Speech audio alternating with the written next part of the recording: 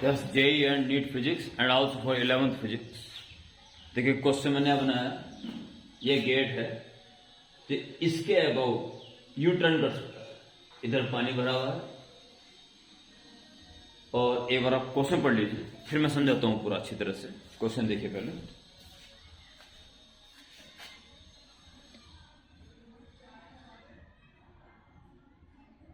और मैं आपसे कहता हूं कि इसको पॉज कर दें और तब अच्छी तरह पढ़ लें।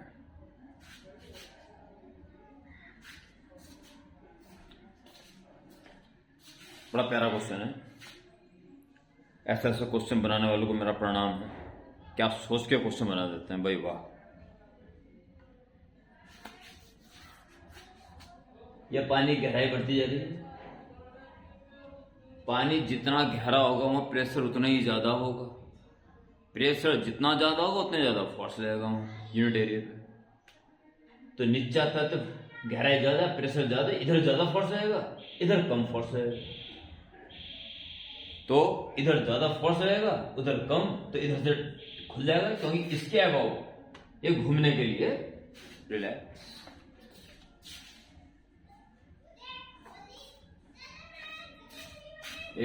ये है तो एक्सीज है, इसके अबाउट ऐसे घूमने के लिए फ्री। ठीक है, तो क्या होगा, तो नीचे ज्यादा फोर्स पड़ेगा तो यहां से खुल जाएगा, वहां से अंदर जब जाएगा और पानी यहां से बाहर निकल जाएगा। इसके लिए हमें नीचे फोर्स लगाना पड़ेगा ताकि ये गेट इस पानी को बहने से रोक सके। कितना फोर्स लगाया जाए, it is required, that's all. यानी क्वेश्चन तो क्लियर हो गया। क्वेश्चन तो आप सबके समझ में, जो ध्यान दे रहा है, जो क्वेश्चन को समझने के पर्पज से ध्यान दे रहा है, उसका क्वेश्चन तो क्लियर हो गया। करने का तरीका मैं पहले बताता हूं और फिर करना शुरू कर देता हूं। क्या करूंगा मैं, ये सुनना पहले। जब ये फोर्स लगाने के बाद इक्विलिब्रियम में आ गया तो इसका मतलब ये हुआ कि ये जो ऐसे घूमने वाला था इसके एब्सेंस में, यानी कौन सा टॉर्क लग रहा था फाइनल इस पर, एंटी क्लॉकवाइज, और हमने लगा दिया क्लॉकवाइज। ये दोनों हो गए बैलेंस और गेट ने पानी को रोक दिया। तो इक्विलिब्रियम क्या का हुआ, देखिए इस पे जो फोर्स लग रहा था उस फोर्स का टॉर्क तो हो गया एंटी क्लॉकवाइज, जिसको बैलेंस कर रहा है क्लॉकवाइज। क्लॉकवाइज ये हो गया जो हम प्रोवाइड कर रहे हैं। दूसरा, इसका दबाव जो अपर हाफ पे पड़ रहा है वो तो इधर जगह होता तैयार है ना, यानी वो भी क्लॉकवाइज जो कि हमारे एफ का साथ देगा। अपर हाफ पर लगने वाला क्लॉकवाइज टॉर्क, हमारे द्वारा लगाया गया क्लॉकवाइज टॉर्क, ये दोनों मिलके लोअर हाफ पे लगने वाले एंटी क्लॉकवाइज टॉर्क को बैलेंस करेंगे। ये बैलेंस हो जाए, इस पर्पज से एफ क्या हो ये हमें फाइंड करना है। तो कितना शानदार, कितना सिंपल और कितना सुकून भरा वाला क्वेश्चन और कितना अच्छा क्वेश्चन है। अब स्टार्ट करना है। एक क्वेश्चन पढ़ लेता हूं आपके सामने। स्क्वायर ऑफ साइज, गेट का साइज है 1/1 मीटर। इसका 1/1 मीटर, जो कि मैंने साइड से देखने में दिखाया था, ये भी नाम बना दिया साथ साथ। ये फ्रंट व्यू है, ये साइड व्यू है। इधर पानी है, जरूरत पड़ेगी इसकी, इसी कारण पहले बना दिया। इधर डायग्राम में से ये डायग्राम दिया हुआ 1/1, 1 meter by 1 meter, held at mid point, fluid density rho मैंने लिख दिया यहीं पर। फोर्स,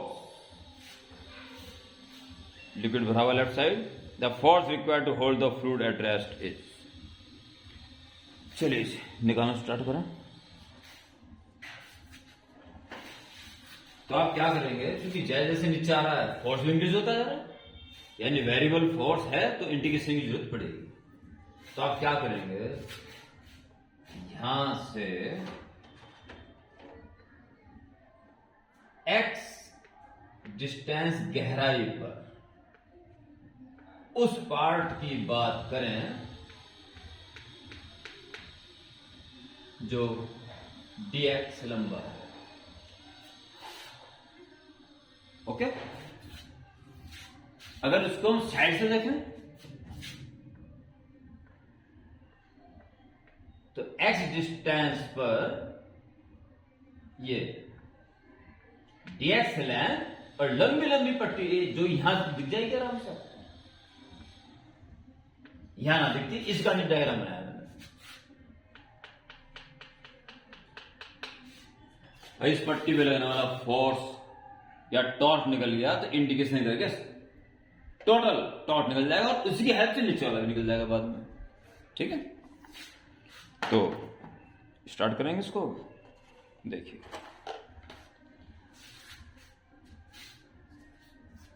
बस इक्विलिब्रियम लेके चल रहे बस, नहीं इक्विलिब्रियम मिलेंगे। पहले प्रेशर, यहां से पहले फोर्स से स्टार्ट की।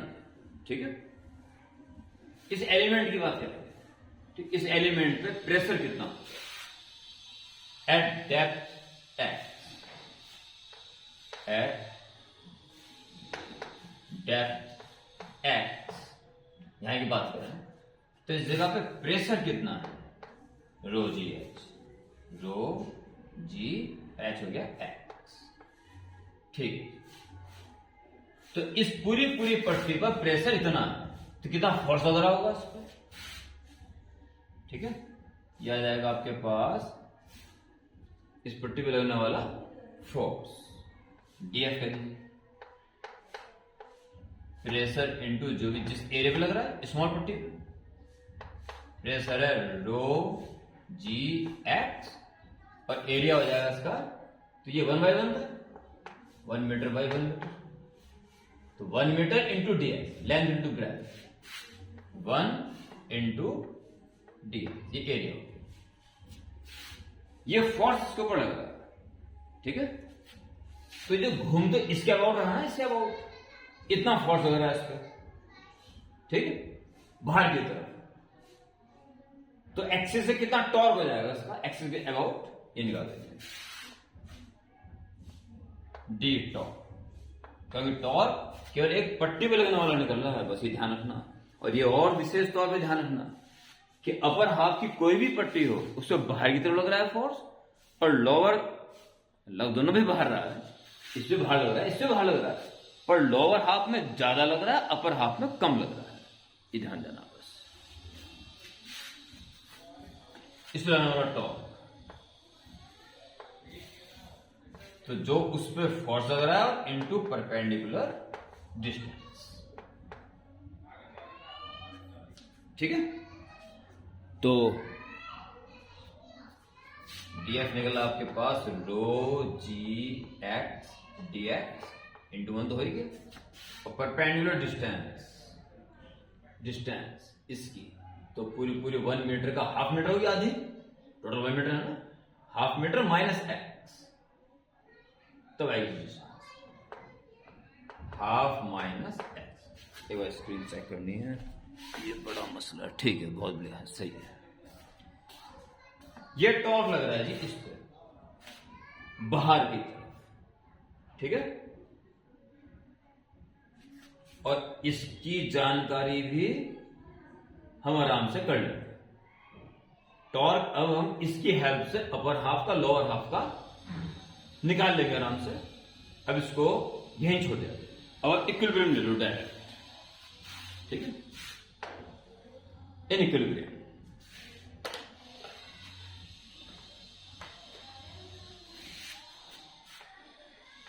in equilibrium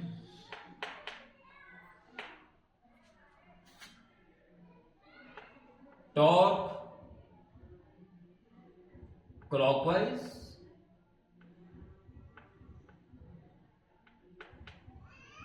is equal to torque anti-clockwise।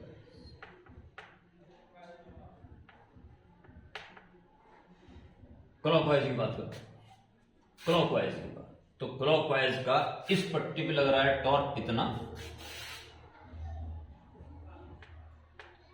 Indicate कर देंगे टोटल टॉर्क, एक्स की वैल्यू 0 से शुरू करके 1/2, 0 से लेके 1/2 तक हर पट्टी पे लगने वाला टॉर्क निकल, टॉर्क एंटी क्लॉकवाइज, और प्लस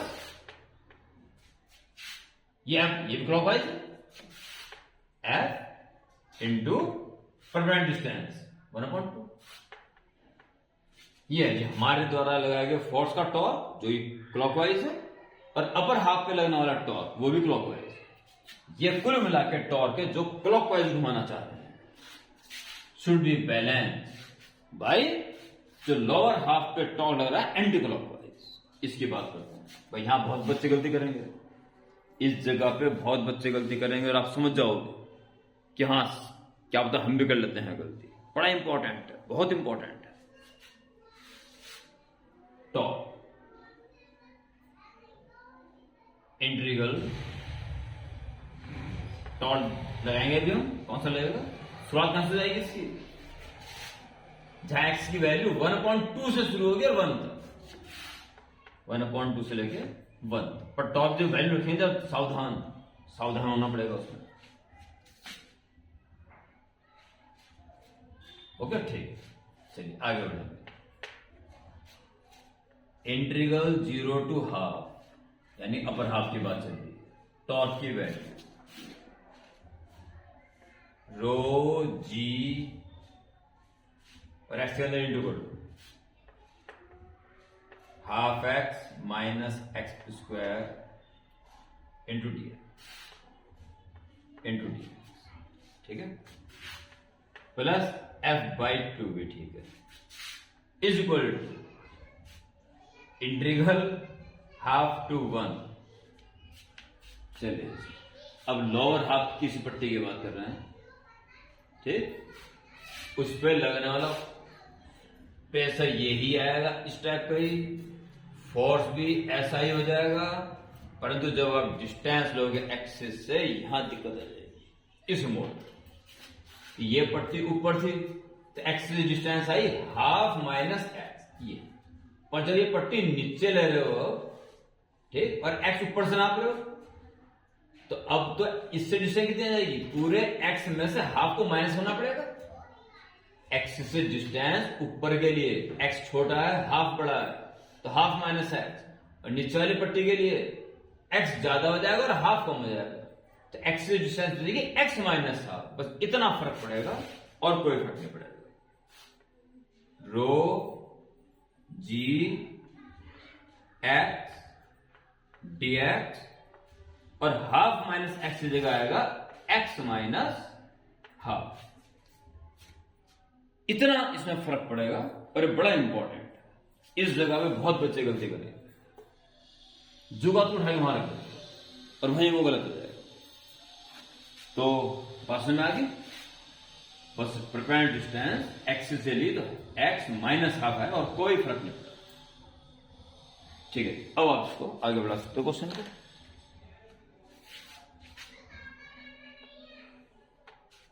अब कंटिन्यू रखें, अब जब तक कंटिन्यू रखें जब तक पूरा कंप्लीट सॉल्व ना हो जाए।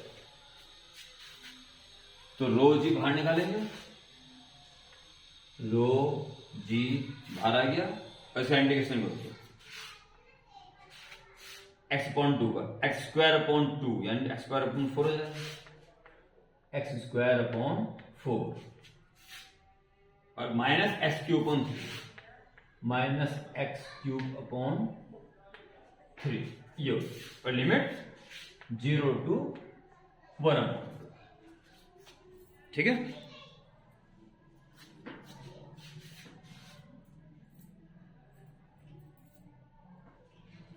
ओके। और इसके बाद प्लस f/2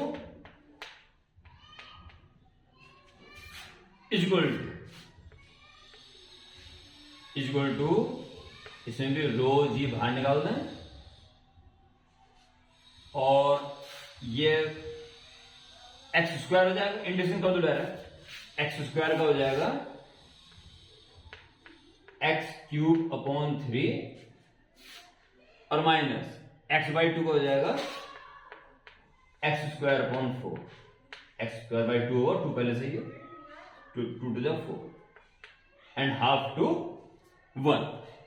इसको प्रोसीड करते रहें बस।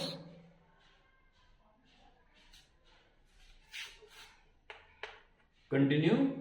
अब आप क्या करेंगे, कम से कम लिमिट तो रख दो हाथों हाथी, रो जी, पहले हाफ रखें तो 1/2 का स्क्वायर 1/4 4 16 1/16 माइनस 1/8 हो जाएगा 8 + 24 1/24 ये, क्योंकि माइनस 0 रखो तो सारा 0 हो जाएगा, तो ये बचेगा प्लस f/2 और इक्वल टू की बात करें